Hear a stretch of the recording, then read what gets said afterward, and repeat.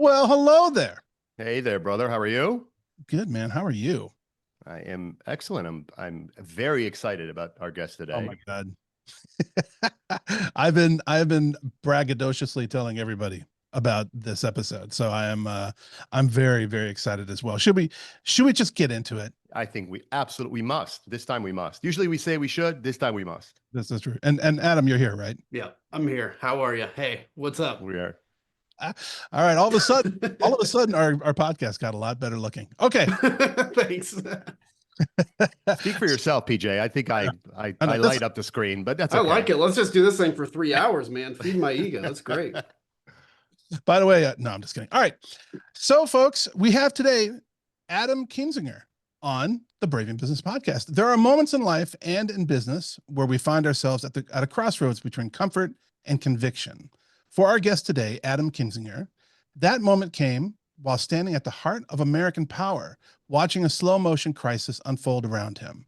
A former U.S. Congressman from Illinois, Adam served in the House of Representatives from 2011 to 2023. A veteran of both U.S. Air Force and Air National Guard, where he still serves as Lieutenant Colonel, Adam was a rising star in Republican politics.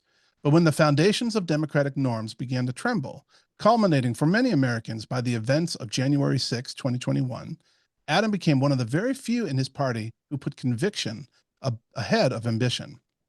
His work on the House Select Committee to investigate the January 6th attack put him at the center of one of the most consequential constitutional investigations in modern U.S. history, and in the crosshairs of the MAGA movement that overtook the Republican Party.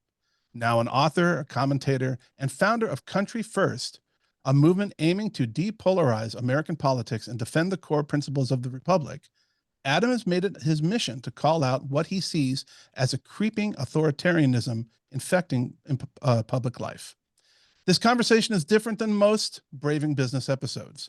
It's not about a company turnaround or a high stakes pivot, but it is absolutely about the choices people in power have and the impact of leadership on norms, values, morals, and even the meaning of truth. Adam Kinzinger, it is truly an absolute honor to welcome you to the Braving Business Podcast. Thanks. That's really kind. I appreciate it. And I'm glad to be here. Thanks. Thanks for having me. Adam, thanks for being here. I'm gonna try not to be a teenage girl. I'm a fan of yours and your work. And as we usually do when we start on the podcast, we usually start on people's early days. But in your case, I think the most interesting place to start would be your transition from being in the military to joining joining Congress as a Republican congressman. You came in with strong party credentials, and you, I believe, were on a pretty traditional path. That the Republican Party of old, Adam Kinzinger appropriately was a star. When you first got to Washington, what surprised you in a pleasant way about fellow members of Congress? Maybe was different than what you expected. Yeah, I mean, it's a great question. Honestly, I was surprised, which the irony of it is it's where I'm a little disheartened now, but I was surprised by the authenticity of people. So, I get elected with this giant class of 2010. I mean, there was like 80 some of us. We had professional football player John Runyon. We had a now Secretary of Transportation that was a reality star, Sean Duffy. Christy Nome was in my class. That's this kind of array of people. And when I got there, I got to know them first, and it was just like, these are genuine folks that really, truly had a passion for the country, which is why they decided to run. I mean, there's a lot of ego involved. We'll be clear about that. But it was the thing where you took your ego to politics is like, I really want to do something. And even the Democrats, and at the beginning, obviously, you're kind of on the other side of the aisle and you're doing a little combat on the floor of the House. But I realized over kind of that first year, the great respect I had with other Democrats who had with me, and you recognize that what we were doing at the time was a job. And you kind of go to understand that you go to DC with your passions, with your convictions, with the interest of your district, and you just do the best you can. And you respect each other outside of that. Unfortunately, there's a lot of that has changed, but I think that's what surprised me the most. And then the other thing is just, it never ceased. I mean, even up on January 6th, for God's sakes, it never ceased to kind of take my breath away occasionally walking into the Capitol of the United States and being like, man, I represent 700,000 people. Me, Adam Kinzinger, 700,000 people. How in the world did I get here? And that's something that never wore off for me. And still, I look back on it, I'm like, that's crazy. It feels like a dream. I mean, what you're sharing, I can, as someone that was calling on members of Congress on behalf of a variety of causes I believed in, that was my experience also. I saw a lot of authentic love of country. There's this mindset, I think, and again, things have probably changed quite a bit, but there was always this mindset that members of Congress were in it for themselves. And my own experience was quite different for the most part. And I met with members of both parties. They were genuinely interested in solutions. That was my experience. It's true. There is a lot of ego involved. And, you know, look, I never would have run for office if I didn't have an ego, right? Because there's a point at which you say, I'm going to run because I think I can do a great job. I'm going to represent 700,000 people because I think I'm probably the best out of 700,000 people to do the job. There has to be ego, or else you're not going to put yourself through that. But the question is it unhealthy or healthy ego? You know, unhealthy ego says, I'm going to run for office because I want to be famous. And by the way, nowadays, you can be instantly famous tomorrow if you decide to. You just tweet something or say something outrageous. And there's a lot of unhealthy ego in that. Healthy ego says, I really believe I have what it takes to do this. And you're willing to put yourself through that grind. And so, yes, people go there. They care about their press. They care about the way they look in the public eye because it all matters. But when it's all said and done, they're there for the right cause. Again, they were there for the right cause, and I think a lot still are. But that's what really stood out to me is just, you know, in fact, the other day I was so I have a plane, I fly, and the guy that was doing my check ride, which I have to do every year, we were having lunch, and you know, older guy, a little bitter, and he was talking about how corrupt politicians are, and I go, well, honestly, dude, I never took a single dollar that was illegal or corrupt. And he winks at me, he goes, no, I know the truth. I mean, you don't have to hoodwink me on this one. Like, basically, I should just, of course I'm corrupt. And the truth is there corruption? Some, I've seen it. Some people get prosecuted, but I wouldn't even know how to be corrupt in the job. And so many people that I think would get tagged with that aren't. And so, you know, it's I think people should understand that Congress still is of, for, and by the people, and some of that's even being reflected today. Wow. So, you know, you talked about ego, you talked about putting yourself out there. Let's talk about fear. So not so much about danger, but fear of irrelevance, of losing your seat, of putting your ego out there and then not, you know, holding that high position anymore. From what you saw, how much does fear shape the choices that our elected officials make or avoid making? It's like 1,000,000%. I mean, look, when I ran, first off, there was fear in running, and I suffered from imposter syndrome. And it took me 6 months after I was a declared candidate to quit giggling when I told people, because I'm like, yeah, I was 31 years old, right? I'm like, yeah, I'm running for Congress. I'd kind of laugh and chuckle, like, who the hell do I think I am? And so there was a fear that you overcame there. You know, your time in politics, there's always a fear of irrelevance, or you could do something. Or then who knows what news story is going to come out about you? That's a thing you live with every day. Um, but when it comes to making like a tough decision, I mean, look, I think people fear more than they fear death. Okay. They fear losing their identity, or they fear getting kicked out of a tribe. And you think about that just evolutionarily, right? Tribes are so important for us to survive. If you got kicked out of a tribe in caveman days, you're dead in 40 minutes. Saber-toothed tiger will eat you and your family. Um, and so this idea of kind of standing up, being kicked out of your tribe and isolated, it's frightening to a lot of people. It was frightening to me, by the way. It's only once you actually take that step and you actually overcome that fear, that the fear doesn't go away, but you realize it's doable. But I think 9 out of 10 adults, you know, would step in front of a train to save a kid and die in the process. So is there a fear of death? Yes, nobody wants to die, but I think the vast majority of people would do that. What I've come to learn is the vast majority of people, at least put in a position to do it in politics, you know, that would lose their identity, this thing that you've built your whole self around. I'm a US congressman, I'm a politician, I'm important.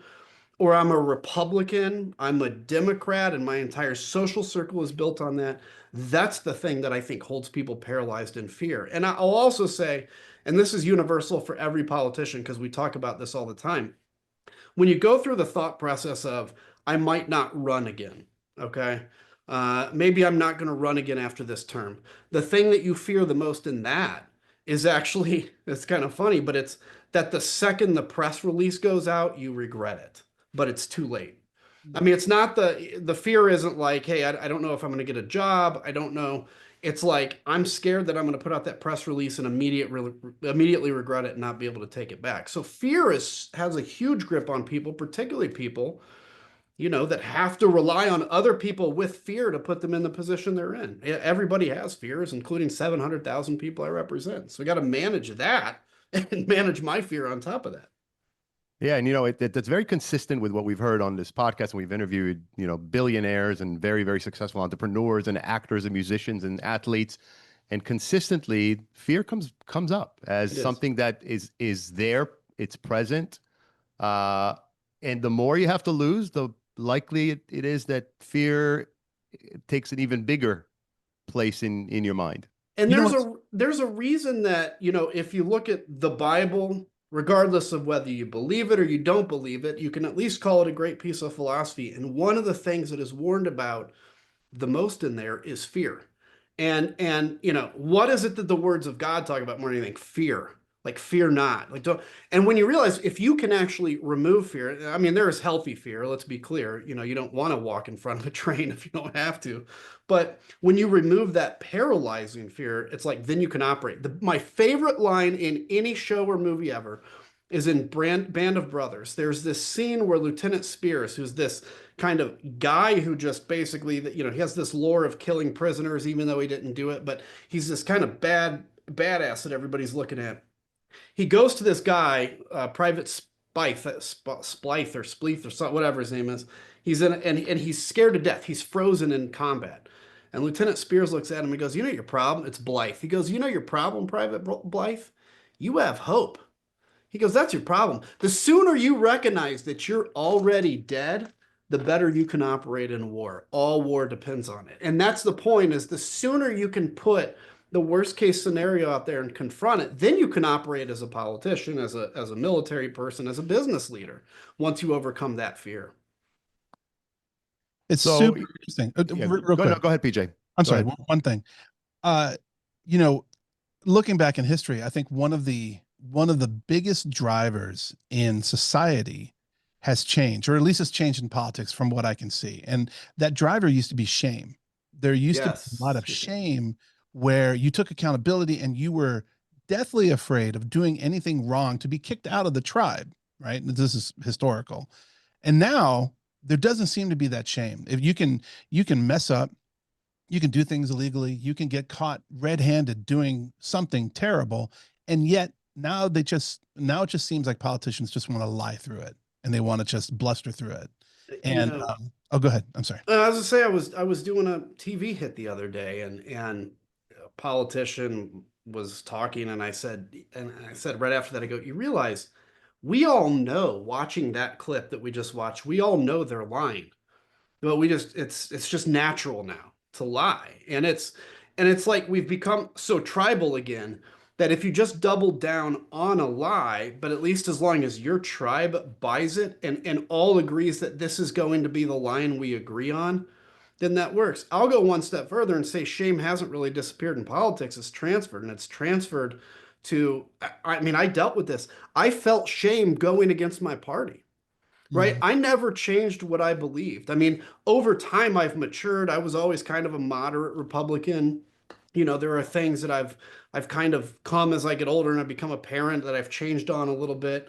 But like, I'm pretty recognizable Adam Kinzinger of 2011, what I believed then to what I believe today. But I had to deal with a real sense of shame when I turned against my party. Every day I would wake up, and this still happens some, and be like, am I wrong? And then it only takes me a half second to be like, no, I know what I believe. I know this is right. But that's something you battle with every day. And look, my co-pilot in Iraq, I'm not saying this for sympathy, but it's just a fact. My co-pilot in Iraq, who I fought with, sent me a text in the middle of the January 6th stuff and said, I'm ashamed to have ever known you and ashamed to have ever flown with you. I had my extended family, and they sent a copy to the New York Times, which is the only reason it was a national news story, sent a letter to me certified, which I didn't know you could still do, disowning me. Happened to be a day I was at my parents'. I sent it to my parents' house. That's the kind of shame I felt. And we should not live in a place where people feel shame because they think they're doing the right thing. Even if you disagree with what I did, I understand it. People are on all sides of this stuff. But I didn't do it because this was fun. I didn't do it because I wanted to win favor with Democrats. I already had enough favor with Republicans at the time. But yeah, it's kind of a perverse shame now in a way. So, it's interesting that shame is the setup for my next question, because you had already served several terms when Donald Trump arrived on the scene, walked down the golden escalators. What did you see both inside Congress and among voters that helped you realize this isn't business as usual? Something here is really shifting. Look, I could take an hour pointing out different moments that like things struck me, but I'll just put this at the 50,000-foot view. Obvious, I was a Jeb Bush guy. I thought I'd end up in the cabinet or something because I was an early Jeb adopter, right? Nope. I remember his card. Remember Jeb with an exclamation mark. Yeah, Jeb exclamation point. That's right. So much energy. But Trump comes along and we're in denial the whole time. And I mean, the people that are in denial are the people that are like his biggest cheerleaders now, which is interesting. And he just maintained a 20% and outlasted everybody. And then eventually he kind of caught fire. The thing that really, look, I was never eager to support him. The thing that I didn't support him in 2016. The thing that did that was I'm at the Republican National Convention. And it's a really weird feeling, by the way. I mean, the typical kind of Republicans you see, they've been replaced. Okay, so it's just I'll just say that, and you're like, these are different people than usual. That's great. It's grassroots energy. But when he removed the Russia thing from the platform at the behest of Manafort, that's when I'm like, oh, hang on, this is a real problem. And so I saw that as the beginning of kind of adopting what to this point was a really kind of fringe element of the GOP, which is like Russia's good. And I saw that now start to get mainstreamed. I'll be honest, kind of Trump's first term in comparison to today, and especially the first 2 years, seems like a normal presidency. He kind of got in, put normal people around him. Second half of the term was a little unmoored. But I started to see Donald Trump peddling anger and division. And one of the things I've always thought when it comes to leadership and when it comes to the presidents particularly is you play with fire. So, there's that mine in, I don't know, Ohio or Pennsylvania that's been on fire for like 50 years. And like every now and then they punch the hole in the earth and the fire comes up. That's kind of like leadership. Like sometimes you have to stoke fear. You stoke maybe a little division, to get to something, but to keep it contained. And Donald Trump decided not to keep this fire contained. And what concerned me is it wasn't just him. I started to see the copycats in my own party, the people that I respected. And that's when I realized, like, look, when you have somebody, I'll get esoteric for a second. Everybody has a battle in their heart every day between light and dark, and some days the darkness wins. But when somebody with authority speaks the dark parts of your heart to you, it gives you permission to let that overtake you. And letting the darkness overtake you, by the way, is really easy. It's really easy. And I started to watch that happen. And that to me is when I started to get really concerned. And the last point is that culminated in a major way election night 2020 when he said the election was stolen. And I can save that. But that's when I'm like, oh, now we're in a real dark place. And, for many people, the 4 years of Trump 1.0 were harrowing. I can tell you that I was in a constant state of anxiety. And then I spent the subsequent 4 years not watching the news as often, which was different for me. I still read the New York Times every day, the Wall Street Journal every day, but I wasn't consuming news the way I had been under Trump 1.0. And there is a clear change. Trump 2.0, and I know you've been talking a lot about authoritarianism, and I think PJ is going there with his question. but Trump 2.0 is acting out some things that I think we all believed he believed or wanted to do, but was curtailed by, as you said, he pretty much had a normal cabinet, particularly the front end of Trump 1.0. So yeah, I mean, I saw what you are talking about, from the cheap seats, and was wondering, where would this end? And here we are at Trump 2.0, and it's still not clear where it's going to end. Yeah, I mean, look, I will say this. It is worse today than I imagine the worst case scenario in January. And I think the worst part about it is it's less what Trump is doing, although it's bad in my mind, because I'm a small government Republican still, and somehow Republicanism became now big government, right? And it became in your face, in your lives. But like the thing that concerns me more than anything that I never saw was the lack of institutional pushback. Corporations that are fearful now, to an extent, I can understand that. You have a board, you have shareholders. I wish it wasn't the case, but it is. Academic institutions. I mean, what? Who saw Law this firms. coming? Law firms. Who saw? I mean, look, you can challenge Trump in court and you have free lawyers to do it. You're a law firm, right?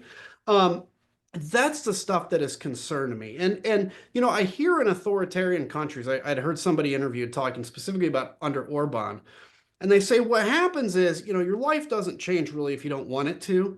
You just go from seeing the big picture, like caring about government, caring about other things, and you just make your world small.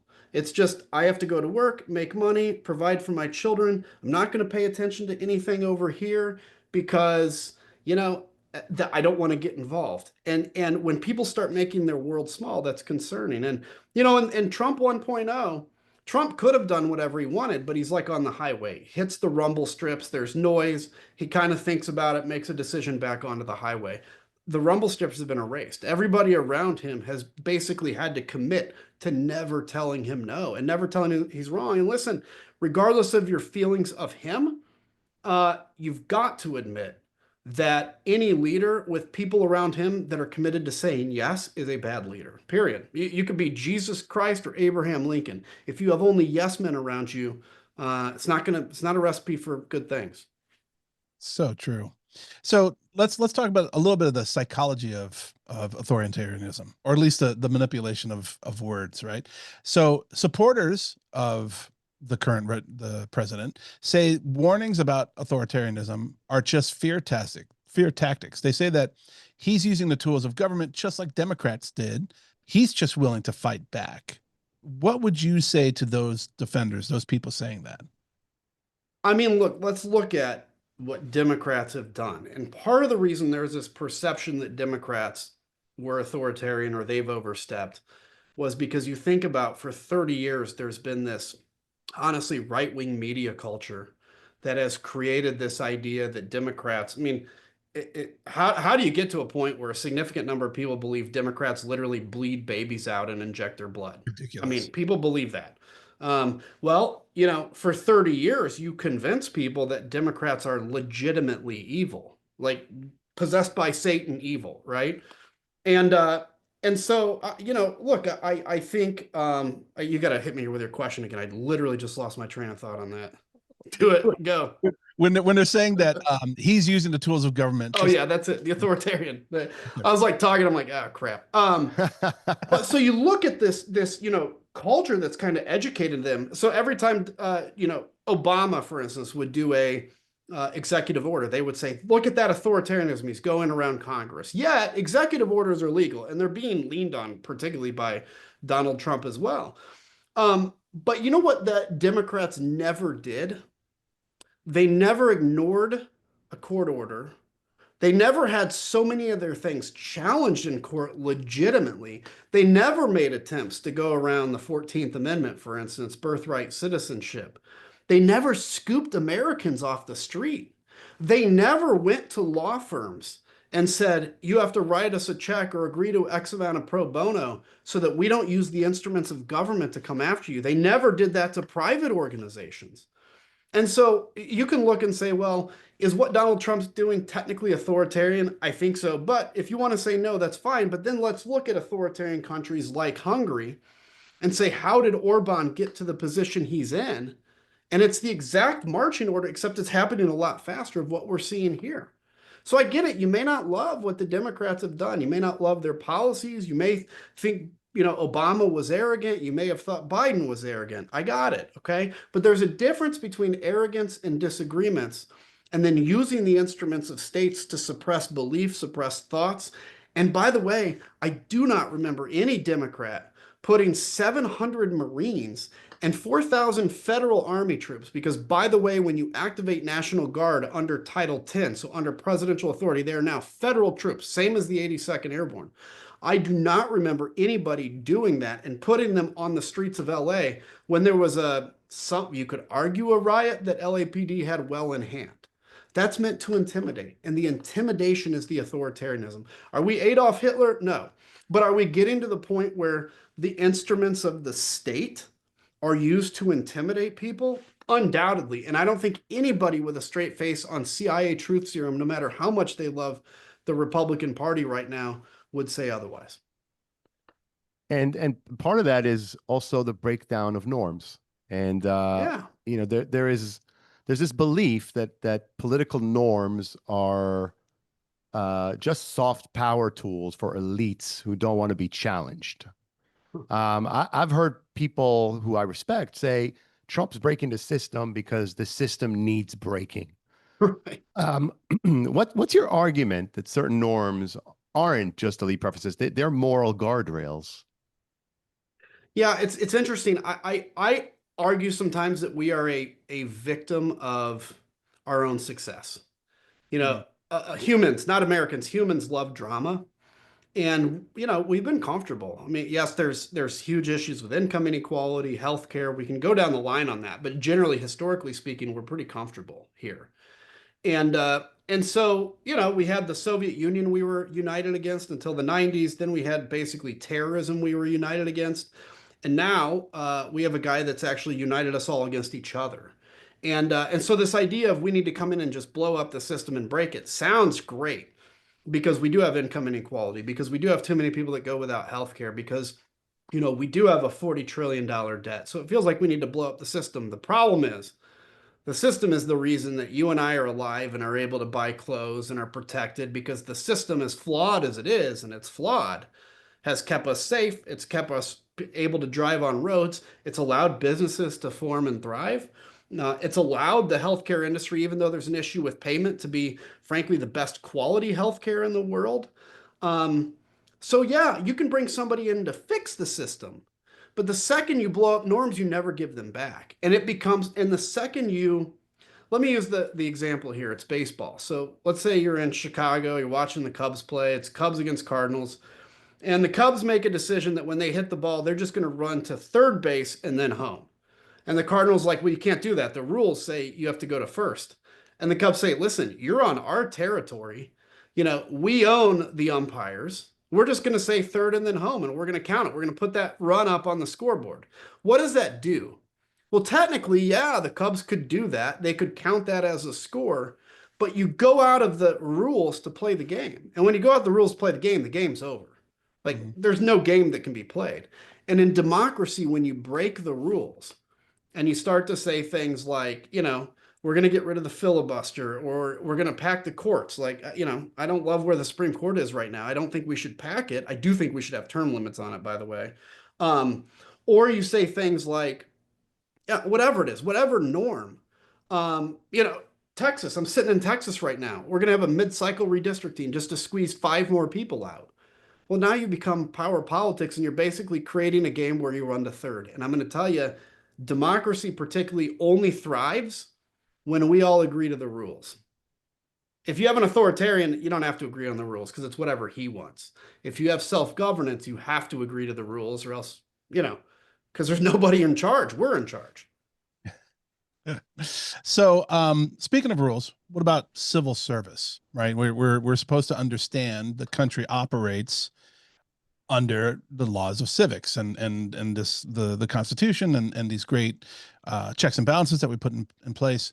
There is real support for replacing, just as you said, term limits, career bureaucrats with loyalists, especially among voters who believe that deep state Yeah. undermines elected leaders. How do you draw the line between healthy executive control and outright politicization? I can't even say it. Politicization, whatever, of the civil service. Yeah, look, I basically believe that a president should have a lot of authority when it comes to foreign policy. The Constitution's pretty clear about that. I think Congress is completely incapable of conducting detailed foreign policy in in the speed of light like we have to nowadays. Other than that, the president's job is to execute the laws, not to create the laws, not to make them. It's to execute the judiciary's will. I mean, this is what the founders intended. Hey, there's going to be this group of laws. We got to have one person on top that makes sure this is done. And so look, yes, there has to be some areas where you can put political loyalists in because you want to make sure that a president can have influence in his or her administration. But when you wipe out the civil service like they're doing right now, you do two things. Number one, what is it that every Republican claims they want? And frankly, every Democrat would agree. We want efficiency in government. We want government to be efficient.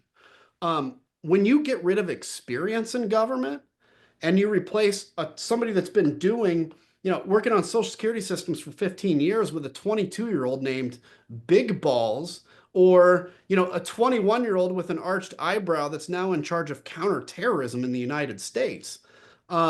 I got to tell you, you now don't have competency in government. What you have now is a reward system for political loyalty, but government becomes what it was before the Civil Service Act was put into place, which was inefficient and rife with corruption. And so I want to maintain the good number of people that we have that are doing this, because government doesn't pay well. It has good benefits. So it takes people a lot of sacrifice sometimes to work for government, but they believe in it. And you also have to have consistency. When somebody takes over after Donald Trump, you don't want a completely vacant federal government. You want this government to continue because all you're doing technically is switching people on top of it to make sure it's effective. So I think this is a huge mistake. Look, I will agree there had to be some fixes in civil service, and the president should have some authority over some of that. But what they've done has gone way too out of control. And this is just clearly Project 2025 under a different name.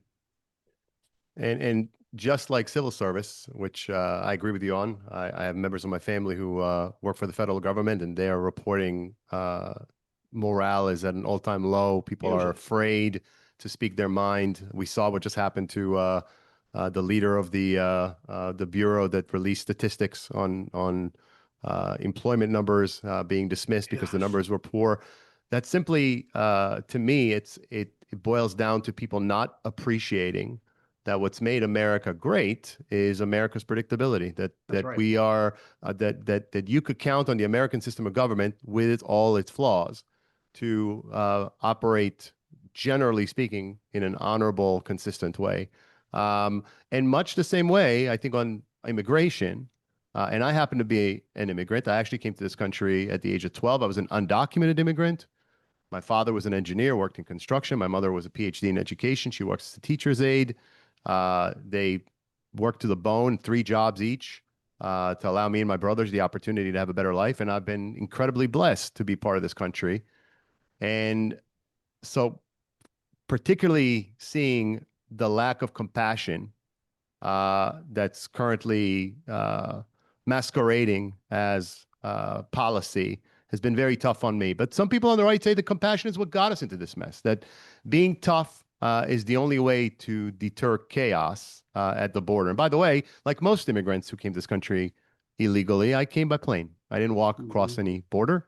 And I came in 1986, and it was Ronald Reagan who was president. And at the time, I was given a free school lunch, and I could go to a clinic when I was sick because we had that kind of compassion under President Reagan.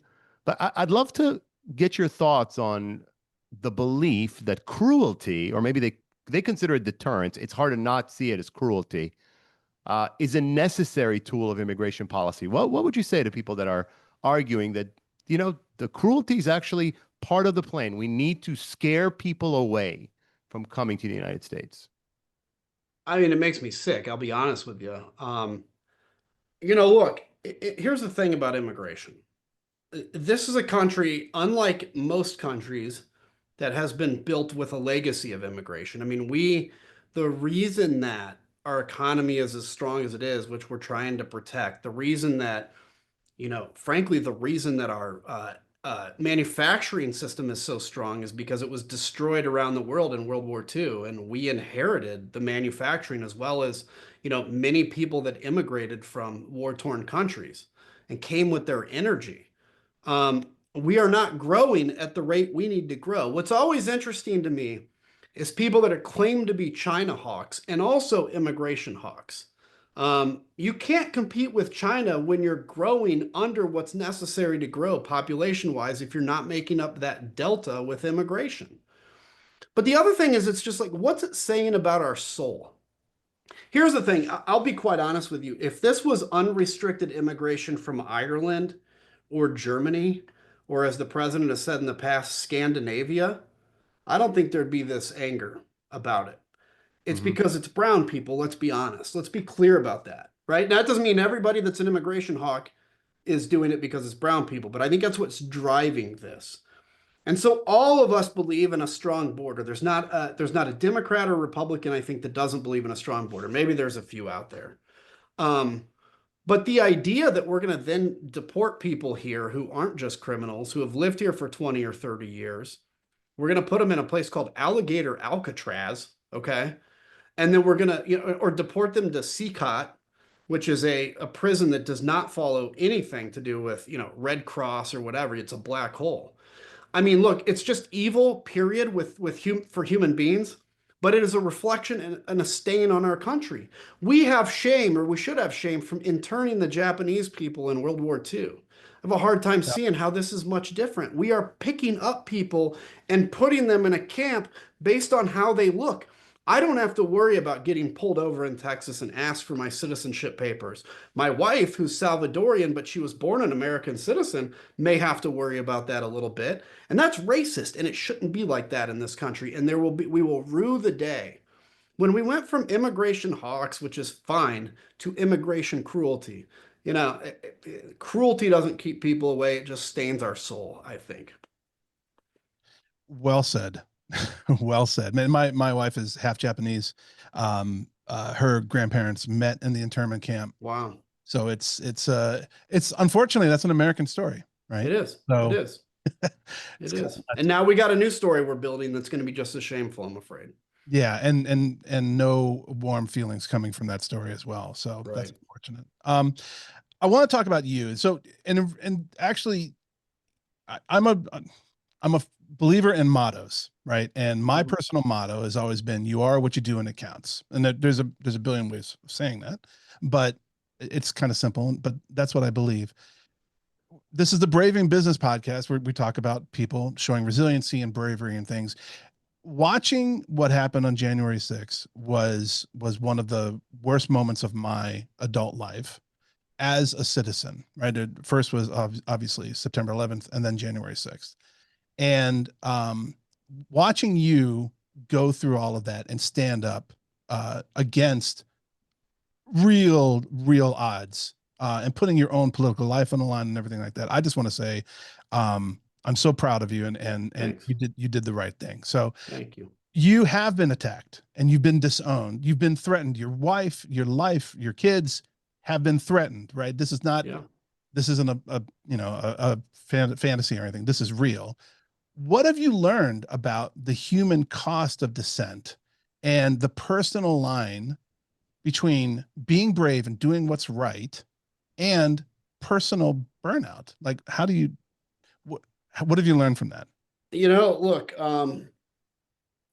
you know, you talked about my son, and I remember one specific call, a message that was left in my office that said, I hope, it used a Bible verse and then said, "I hope your 6-month-old at the time son wanders out into traffic and gets hit by a car." Jesus. And that's not even the worst thing I'd heard, right? threats of rape against my wife, gonna line the three of you up and kill you, this kind of stuff from people that claim to be Christian, by the way, which is interesting. Here's what I've learned and all that. So, I wear on my wrist the name of Andreas O'Keefe. He's a friend of mine that was killed in Iraq in 2018.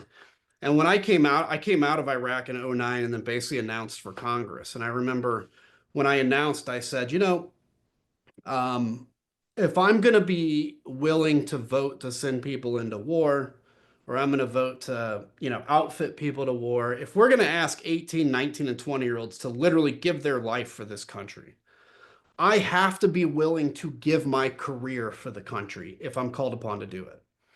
Now, honest to God, I thought it would be like I'd have to vote for Social Security reform or something, and that would cost me my job. But I never imagined it would be this. But that always stuck with me, which is, look, Andreas O'Keefe died. He was like mid-30s. It's the end of his story. It's the end of his movie. It's the end of his life.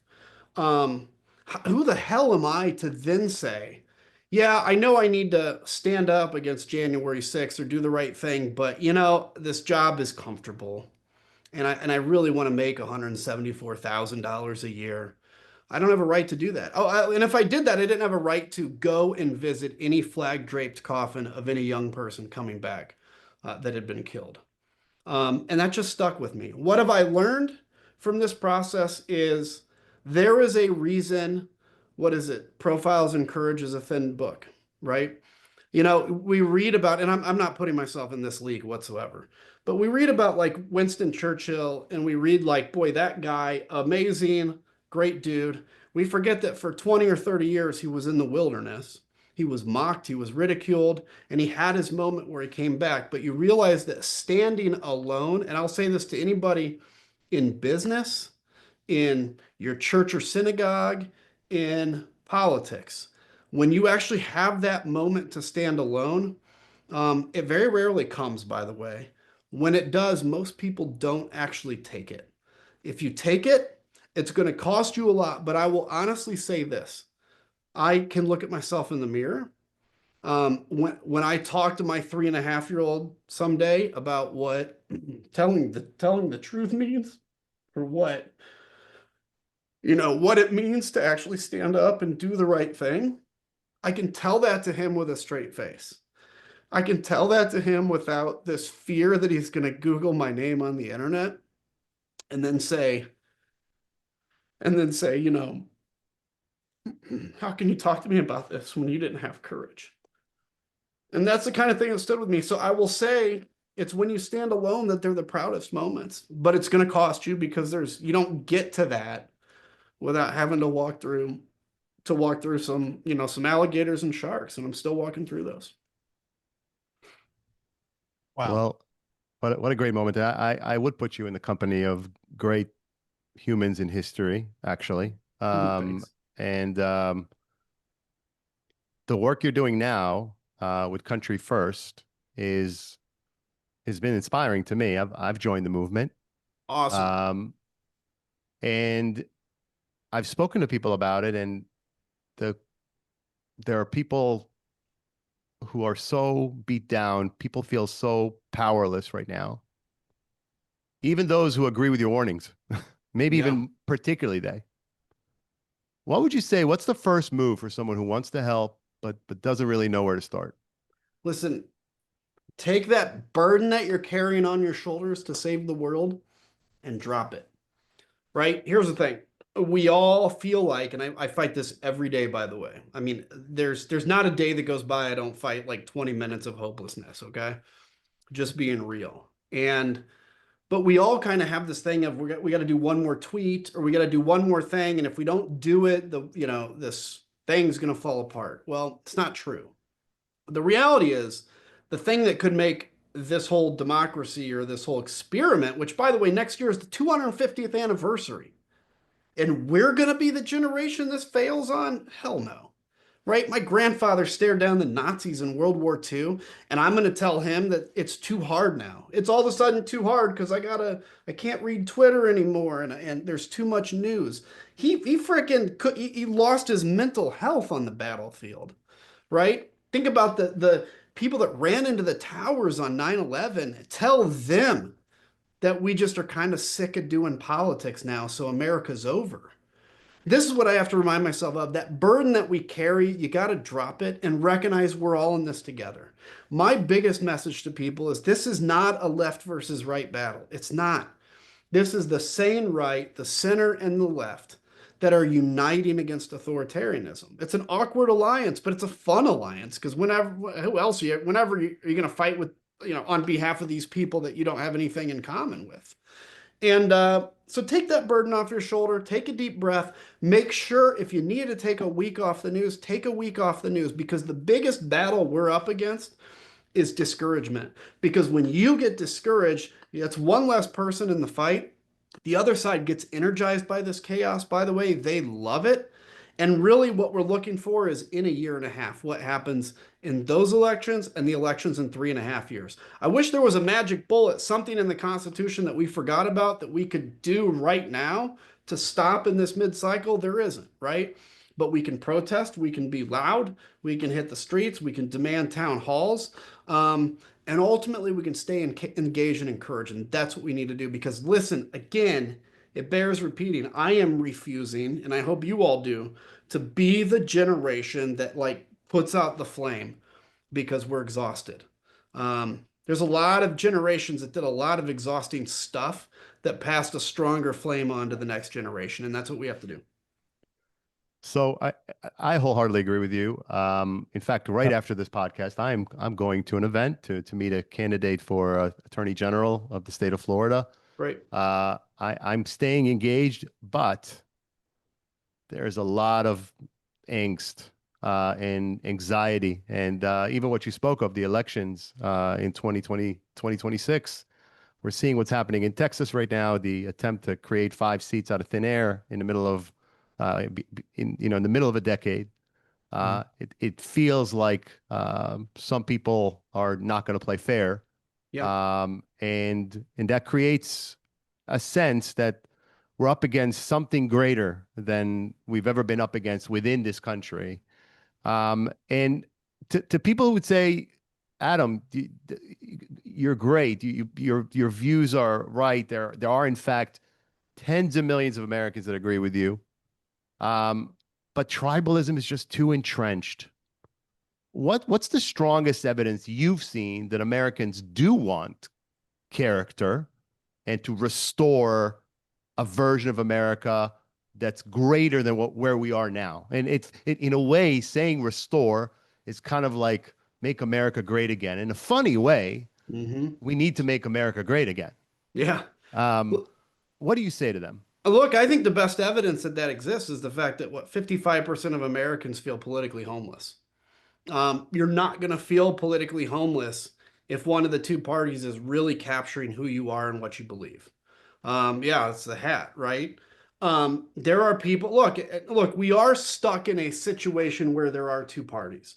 I would love there to be a centrist party. It's probably not going to happen realistically anytime soon. So the question is, it's not the Republicans, are the Democrats willing to be the big tent party? And this is kind of a conversation Democrats are having with themselves right now. You can either be pure, right? Pure to whoever's theory of purity on the left is, or you can be a big tent that wins and have your disagreements within the tent. Because if you're having disagreements on whatever issues you're fighting about, guns or whatever, you've won the battle against authoritarianism. And so yeah, the greatest evidence I see is, look, people only know, and the crazy thing is kids under the age of 30 don't really know politics before Donald Trump and before this kind of stuff. But we know what it could be.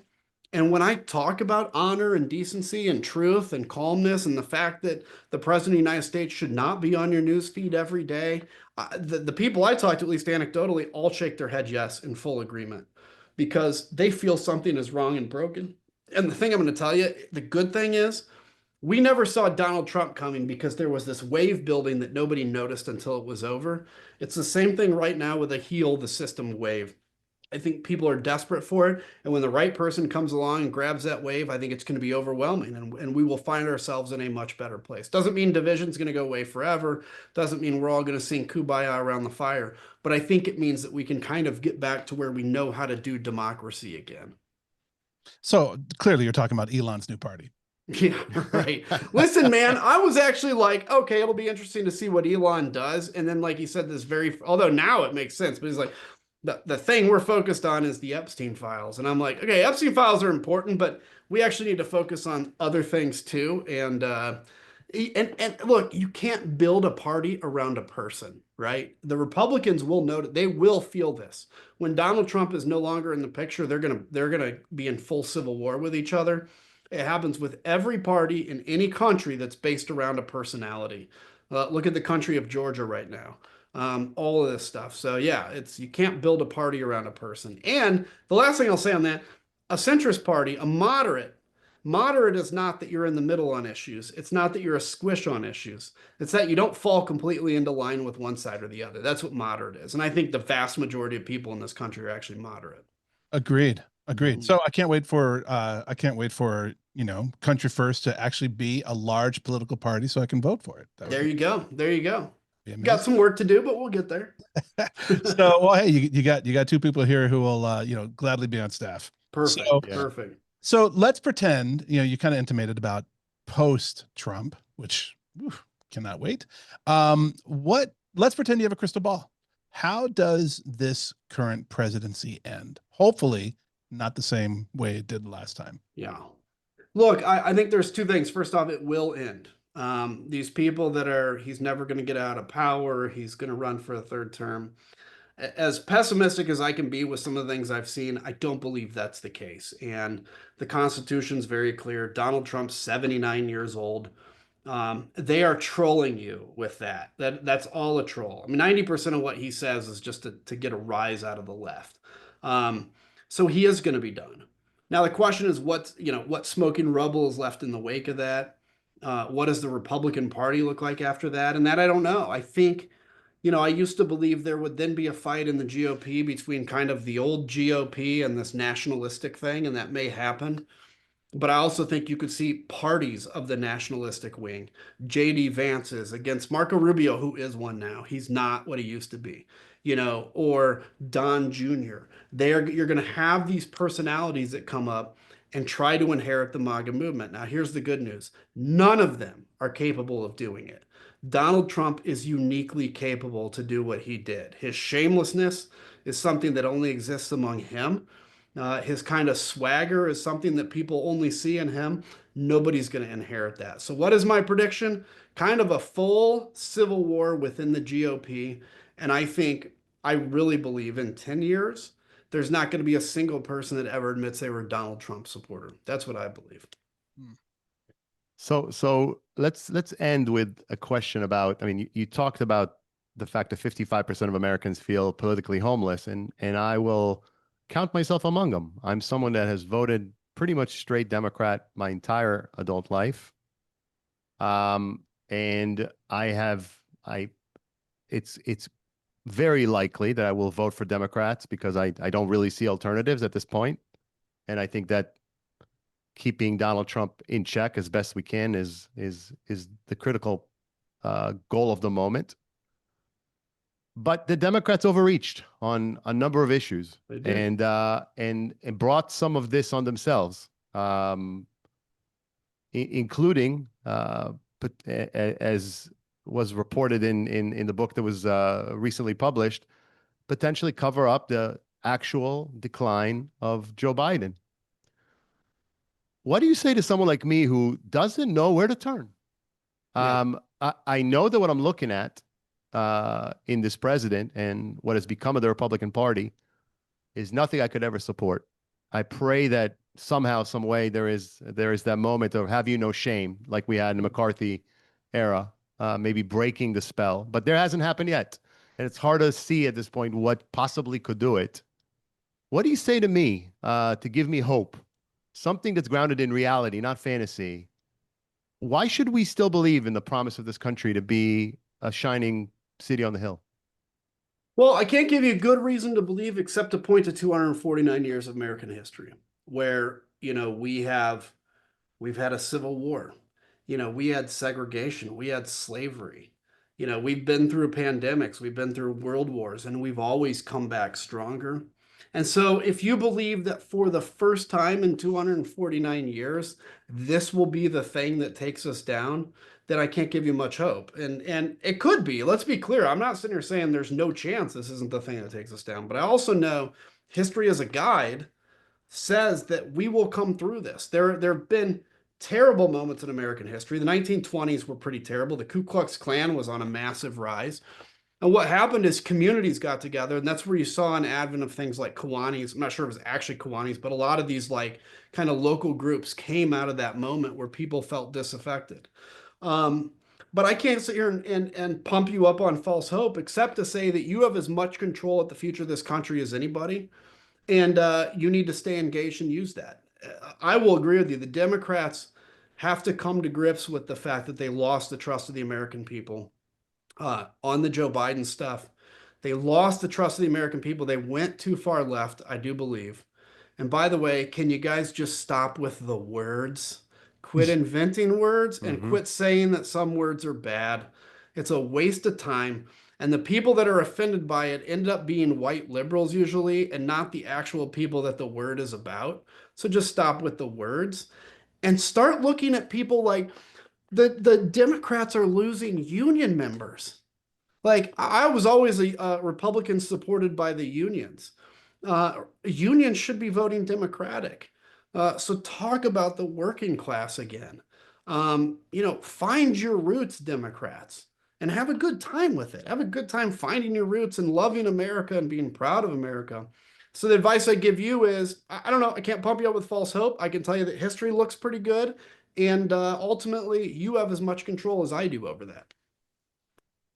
Amazing. We're about to end. Adam, I just wanted to tell you, just from the bottom of my heart, thank you. Right? Thanks. You're one of the rare people that I have seen in politics during at least the last 20 years or so, where I can say that is a true patriot. And you have stood as a bulwark against some pretty crappy tides. And I'm very appreciative of you and everything you've done. You wear your heart on your sleeve. The fact that you teared up just talking about your son, it doesn't matter. That's a human thing. That's not a political thing. And, you've gone through it and you've done it for us. And I just want to say from the bottom of my heart, and from my family, thank you so much for just trying to keep sanity in this very crazy world. Right. Thank you. Thank you. I appreciate you saying that. No, of course. And also, like, you've built Country First. Let's hear really quick about all your socials. How do people donate? How do people get involved? How do they reach out to you? What can we do? Yeah, so Country First is country1st.com. So go there, check out all the programs we have, some pretty good stuff. I've got a Substack I write on daily, so do that. Obviously, Awesome. I have the Twitter, the Blue Sky, yeah, and all that kind of stuff. And YouTube, I started YouTube. Now I have 100,000 subscribers, so it's good. It's going. Follow me on YouTube, please. I want to hit 200,000. There you go. Great. So for those of you watching this episode on YouTube, go look for Adam in YouTube and subscribe. I want to echo what PJ said and maybe just add this. This podcast is about doing the right thing. We don't glamorize success. We glamorize kindness, good leadership, good morals, good values, leading with authenticity. And no matter what we see on the national stage right now from our president and the people that follow him, I still believe that is leadership. Leadership is being willing to take hard choices, even if they're not popular. Doing what you believe is right, not just right this second, but for the long term. And Adam, you embody that, and the actions you've taken while in Congress, since you've left Congress, they're inspiring. And to someone like me, who again came to this country as an undocumented and feels more love for the American dream and more commitment to the American experience than maybe a lot of Americans do. I pray that you and the kind of leadership you bring resurfaces as what this country values in its leaders. The day that happens, or the sooner that happens, the better our chances of seeing year 300 of this experiment. Right now, if you You know, if I had to take truth serum, if I had to tell you whether I felt like we'd see the next 50 years as the same United States, gosh, I'd say it's a 50-50 call, but I sure hope that people like you lead us out of the wilderness. Adam Kinzinger, thank you so much for taking time to be with us today. It was great. Thank you guys. Thanks for having me.